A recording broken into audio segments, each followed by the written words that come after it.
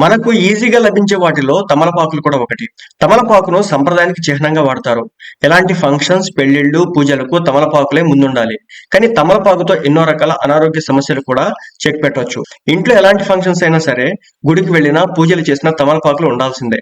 తమలపాకులు సంప్రదాయానికి పెట్టింది పేరు. తమలపాకు లేకుండా ఎలాంటి పేరంటం కూడా జరగదు. కనీసం ఒక ఆకైనా పెట్టి పేరంటంలో కల్పిస్తారు. కేవలం ఇది ఆకు అనుకుంటే మాత్రం పొరపాటే. ఈ ఆకులో ఎన్నో ఔషధ గుణాలున్నాయి. తమలపాకుతో ఎన్నో సమస్యలు రాకుండా అడ్డుకోవచ్చని ఆరోగ్య నిపుణులు చెప్తున్నారు. తమలపాకును భోజనం చేసిన తర్వాత నమిలి తింటే ఎంతో ఆరోగ్యానికి మంచిదని చెప్పేసి పెద్దలు కూడా చెప్తారు.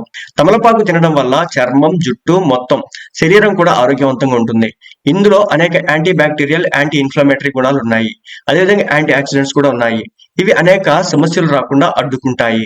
నోటి ఆరోగ్యాన్ని, ఒత్తిడిని తగ్గించడంలో, జీర్ణక్రియ మెరుగుపరచడంలో, చర్మ ఆరోగ్యం, జుట్టు ఆరోగ్యం, డయాబెటీస్ కంట్రోల్, గాయాలను నయం చేయడంలో ఇలా అనేక రకాలుగా తమలపాకు అయితే ఉపయోగపడుతుంది.